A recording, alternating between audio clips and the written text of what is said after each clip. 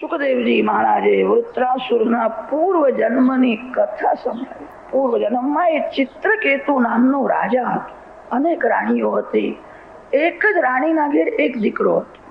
ઓરમણમાના મનમાં મત્સર ઉત્પન્ન થયો. દૂધમાં ઝેર મેળવીને બાળકને દૂધ પીવડાવ્યું. બાળક મરી ગયું. રાજા રાણીને બહુ દુઃખ થયું. જે ઓરમણમાએ વિષ આપ્યું હતું એ પણ ખોટું ખોટું રડવા લાગી. મારા માટે કોઈ શંકા ન કરે, અસલ કરતા નકલ વધી જાય. એને વિષ આપ્યું હતું, મારા માટે કોઈ શંકા ન કરે, રડવા લાગી. એક જ છોકરો હતો, મરી ગયો છે. રાજા રાણીને બહુ દુઃખ થયું. એ સમયે નારદજી અંગિરા ઋષિ સાથે ત્યાં આવ્યા છે. રાજાને સમજાવે છે, હવે રડવાથી શું લાભ? જે મર્યો છે એ ભગવાનના ધામમાં ગયો છે, એવું જ સમજવા. જે મર્યો છે એના માટે બહુ રડવાથી એ કોઈ દિવસ મળવા માટે આવતો નથી. તમે તમારા માટે રડો, બીજાના માટે રડવાથી શું લાભ છે? આજ સુધી મેં બહુ પાપ કર્યું, મને કોઈ દિવસ ભગવાનના દર્શન થયા નહીં. બીજાના માટે રડવાથી શું લાભ? તમારું મરણ સુધારવાનો પ્રયત્ન કરો. નારદજી સમજાવે છે, આ તારો જે દીકરો મરી ગયો છે એ પૂર્વ જન્મમાં તારો શત્રુ હતો, અને તે શત્રુ તારા ઘેર તને દુઃખ આપવા માટે જ પુત્ર થઈને આવ્યો. અનેક વાર એવું થાય છે, શત્રુ પુત્ર થઈને આવે. કેટલાક બાળકો એવા હોય છે, રાત્રે બહુ રડે છે, ઊંઘ આવતી નથી, માને ત્રાસ આપે છે. કેટલીક માતાઓ બહુ આકળાય ને ત્યારે એવું બોલે છે, મારો વેરી જ આવ્યો છે, બહુ ત્રાસ આપે. એ મોટો થયા પછી પણ ત્રાસ આપે, બાલ્ય અવસ્થામાં પણ ત્રાસ જ આપે. શત્રુ ત્રાસ આપવા માટે પુત્ર થઈને આવે. તમે તમારા માતા પિતાની સેવા કરશો તો તમારા છોકરાઓ તમારી સેવા કરશે. તમારા માતા પિતાની તમે સેવા ન કરો તો તમારો છોકરો પણ તમારી સેવા કરશે. પુંડલીકે માતા પિતાની સેવા કરીએ, એના ઘેર ભગવાન ગયા. માતા પિતા પ્રત્યક્ષ પરમાત્મા. 4 પ્રકારના છોકરાઓ થાય: શત્રુ પુત્ર, મિત્ર પુત્ર, ઉદાસીન પુત્ર અને સેવક પુત્ર. શત્રુ પુત્ર થઈને આવે. કેટલાક ઉદાસીન હોય છે. ઉદાસીન તેને કે છે લગ્ન ન થાય ત્યાં સુધી માતા પિતા સાથે પ્રેમ ભાવ રાખે, અને લગ્ન થયું કે અલગ થઈ, માતા પિતા સાથે પ્રેમ ભાવ રાખે ને ઉદાસીન પુત્ર. કોઈ કહે કે તારા પિતાને માને તું કઈ આપતો નથી, તને બહુ મળે છે, કે ડોહાએ બહુ ભેગું કર્યું છે, મારે એને કઈ આપવું. કેટલાક છોકરાઓ મા બાપને કઈ આપતા નથી, એ ઉદાસીન પુત્ર. એક સેવક પુત્ર હોય છે, જે માતા પિતાની સેવા કરે, એમની સેવા એમનો પુત્ર કરે. એક ઠેકાણે એવું થયું, છોકરો કઈ પરદેશમાં ગયેલો, બહુ ભણીને આવ્યો, મોટો સાહેબ થયો હતો. બાપને આનંદ થાય, મારો દીકરો બહુ ભણ્યો છે. સાહેબને બાપને બાપ કહેતા શરમ આવે, બાપની સેવા કરે નહીં. ભાઈ ભાઈ કરીને બાપ બોલાવે, જયારે ક્રોધ આવે, ભાઈ ભાઈ શું કરો છો? તમને બહુ જરૂર પડે તો આ ઘંટડી વગાડજો. ભાઈ ભાઈ કરવાનું નહીં, હું મોટો સાહેબ થયો. તે ડોહાના હાથમાં વૃદ્ધાવસ્થામાં ઘંટડી આવી ગઈ. ભાઈ ભાઈ કરવાનું નહીં, ઘંટડી વગાડવાની, એટલે કોઈ આવશે. જો બચારો ઘંટડી. એક વાર એવું થયું, છોકરાનો છોકરો 3-4 વર્ષનો હતો. તે દાદા પાસે રમતો રમતો આવ્યો, દાદાની ઘંટડી ઉઠાવીને લઈ ગયો. ડોહાને જરૂર પડી, તે ભાઈ ભાઈ બહુ ભણેલા, પરદેશમાં ફરેલા, એમને માતા પિતાની સેવા કરતા શરમ આવે. એમને લાડીની સેવા કરતા જરાય શરમ આવતી નથી. વૃદ્ધ મા પાસે બેસવું ગમતું નથી. મા એમ કે ભાઈ તું મારી પાસે બેસ ને. બેસ શું કરો છો? મને ફુરસદ નથી. મા પાસે બેસવું ગમતું નથી. અને પત્ની એમ કે મારું થાય છે, તમે ઉભા રહો. તો એના આગળ હાથ જોડીને ઉભો રહે છે. બહુ ભણીને આવેલા, સાહેબ થયા હતા. જે ઘંટડી કેમ વગાડતા નથી? એનો આ કહ્યું કે ઘંટડી કે જડતી નથી, અહીંથી કોણ લઈ ગયો હશે? તપાસ કરી, 3-4 વર્ષનો બાબો હતો. એ આવ્યો અને કહ્યું કે ઘંટડી મેં હાચવી રાખી છે, તમે બાપાને જે ઘંટડી આપી છે, તમે બાપા જેવા કરતા થશો ત્યારે એ જ ઘંટડી હું તમારા હાથમાં આપી, એના માટે હાચવી રાખી. આવું ન થાય. તમારા માતા પિતાને પરમાત્મા માનીને સેવા કરો. તમારા છોકરાઓ તમારી સેવા કરશે. આ તો તારો શત્રુ છે, શત્રુ મરી ગયો એવું સમજીને સંતોષ માનવાનો. નારદજી સમજાવે છે. નારદજી એને યમુનાજીના કિનારે લઈ ગયા. એને શેષ નારાયણનો મંત્ર આપ્યો.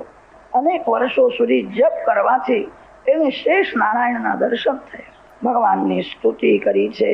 પ્રભુ એને પોતાનો પાર્ષદ બનાવ્યો. વિદ્યાધર લોકનું રાજ એને આપ્યું. વિદ્યાધરોનો રાજા ચિત્રકેતુ એકવાર વિમાનમાં બેસીને ફરતો ફરતો કૈલાસ ધામમાં. બધા સિદ્ધ મહાત્માઓ કૈલાસમાં રહે. સિદ્ધોના સદગુરુ સદાશિવ છે. જ્ઞાન સિદ્ધ, યોગ સિદ્ધ, જપ સિદ્ધ, મંત્ર સિદ્ધ, ઔષધિ સિદ્ધ. શિવ કૃપાથી જ સિદ્ધિ મળે.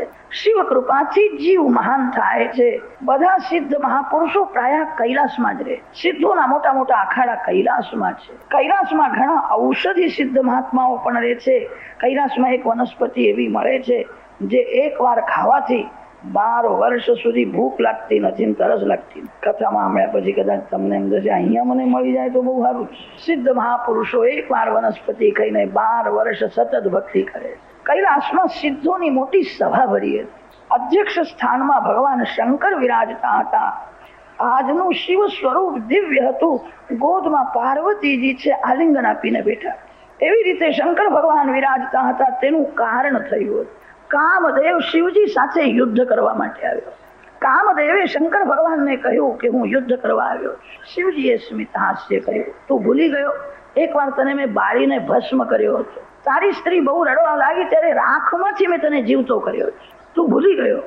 કામદેવે કહ્યું હું ભૂલ્યો નથી, મને યાદ છે આપે મને બાળીને ભસ્મ કરેલો. મારા મનમાં થોડો વસવસો રહી ગયો છે, મારી ભૂલ થઈ. તમે સમાધિમાં બેઠા હતા અને હું યુદ્ધ કરવા માટે આવ્યો. આપે આંખ ઉઘાડી તે હું બળીને ભસ્મ થયો. શત્રુ સાવધાન હોય ત્યારે યુદ્ધ કરવું નહીં, શત્રુ ગાફલ હોય ત્યારે યુદ્ધ કરવું. મારી ભૂલ થઈ, તમે સમાધિમાં સાવધાન હતા. શિવજીએ કામદેવને કહ્યું કે તારી શું ઈચ્છા છે?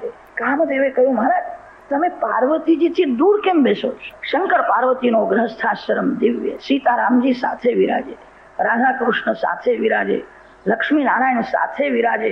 શંકર ભગવાનના મંદિરમાં એક બાજુ પાર્વતી માતા વિરાજે છે ને એક બાજુ શંકર ભગવાન. એ તો દેવોએ બહુ આગ્રહ કર્યો અને તેથી લગ્ન કરવા માટે ગયા હતા. લગ્ન કર્યા પછી પાર્વતી માતાને રામ કથા કૃષ્ણ કથા સંભળાવી.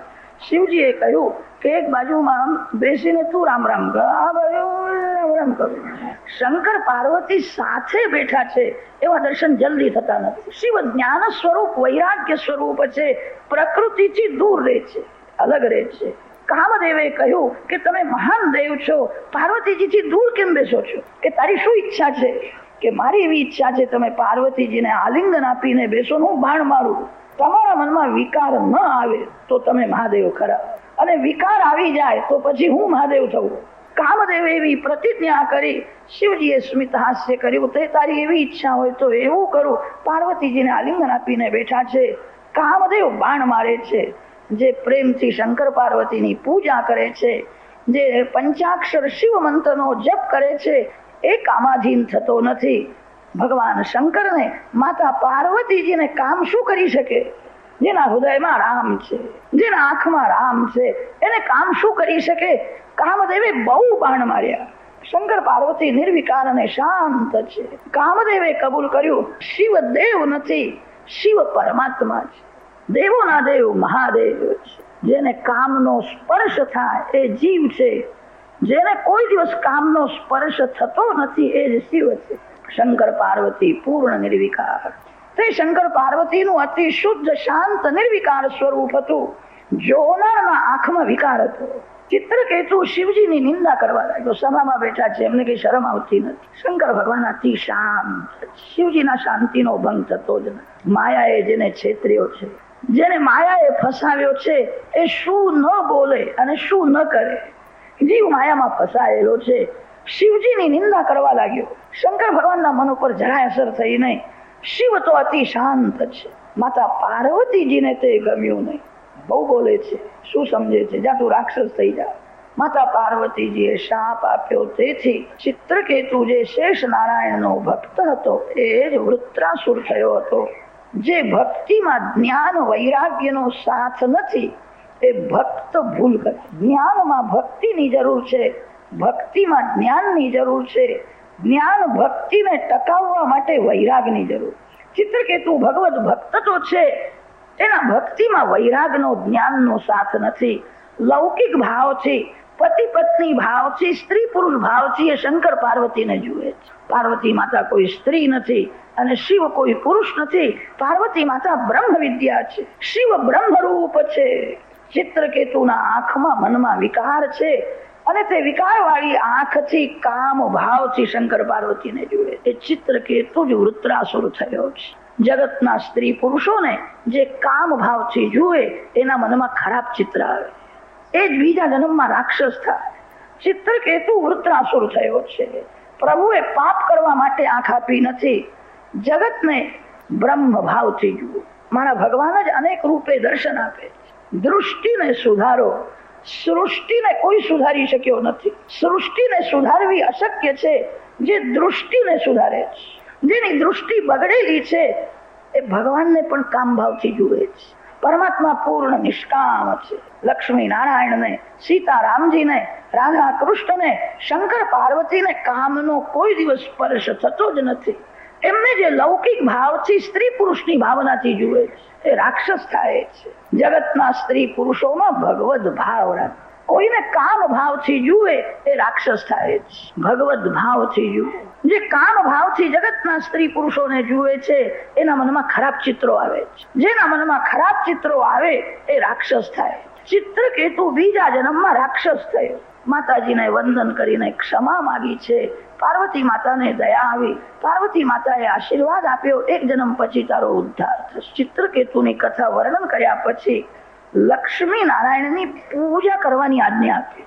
ત્રિકાલ લક્ષ્મી નારાયણની પૂજા કરો. મનમાં ખરાબ ચિત્રો છે, એ ખરાબ ચિત્રોને મનમાંથી કાઢી નાખવાના છે. ભક્તિનો અર્થ એ છે ભગવાનનું સ્વરૂપ મનમાં સ્થિર કરવું છે. સંસારના ચિત્રોને મનમાંથી કાઢી નાખો. સંસારના ચિત્રો કાઢવા માટે લક્ષ્મી નારાયણની પૂજા કરો. દિવસમાં 3 વાર લક્ષ્મી નારાયણની પૂજા કરો. લક્ષ્મી નારાયણની પૂજાનું રહસ્ય એ છે જગતના સ્ત્રી પુરુષોને લક્ષ્મી નારાયણની ભાવનાથી જુઓ. કોઈને કામ ભાવથી જોશો નહીં. મનમાં ખરાબ ચિત્ર આવશે, બીજા જન્મમાં એ રાક્ષસ થાય. ચિત્રકેતુની કથા વર્ણન કર્યા પછી લક્ષ્મી નારાયણની પૂજા કરવાની આજ્ઞા આપી. તમે જે દેવની પૂજા કરો છો, જે દેવના નામનો જપ કરો છો, એ દેવ જગતના પ્રત્યેક સ્ત્રી પુરુષમાં છે. બહિરંગને ન જુઓ, અંતરંગને. લક્ષ્મી નારાયણની પૂજાનું એ જ રહસ્ય છે. મારા નારાયણ સર્વમાં છે. મારા ભગવાનના જ અનેક સ્વરૂપો છે. જગતમાં જે દેખાય છે ને ભગવદ ભાવથી જુઓ. કામ ભાવથી જોશો નહીં. મનમાંથી ખરાબ ચિત્રો કાઢી નાખજો. એ જ લક્ષ્મી નારાયણની પૂજાનું રહસ્ય છે. 6ઠ સ્કંદના સમાપ્તિમાં દિતિનો વંશ વર્ણન કર્યો છે. દિતિના ત્યાં હિરણ્યાક્ષ, હિરણ્યકશ્યપુ 2 બાળકો થયા છે. હિરણ્યકશ્યપુના ઘેર પ્રહલાદ થયા. પ્રહલાદનો પુત્ર વિરોચન થયો. વિરોચનનો પુત્ર બલિ થયો. બલિનો પુત્ર બાણાસુર થયો. એકવાર દિતિએ ઇન્દ્રને મારનારો દીકરો થાય માટે પુંસવન વ્રત કર્યું. પુંસવન વ્રતનો વિધિ સમજાવ્યો છે. દિવસમાં 3 વાર લક્ષ્મી નારાયણની પૂજા કરવા. 1 વર્ષનું આ વ્રત છે. 7-8 મહિના પછી વ્રતમાં વિઘ્ન આવ્યું. દિતિની થોડી ભૂલ થઈ છે. ઇન્દ્રને મારનારો દીકરો થયો નહીં, મરુદગણોનો જન્મ થયો. મરુદગણોના જન્મની કથા, પુંસવન વ્રતની કથા વર્ણન કરી આ 6ઠ સ્કંદ સમાપ્ત કર્યો છે. હવે 7મ સ્કંદનો આરંભ કરે. શ્રી સીતારામજી મહારાજ કી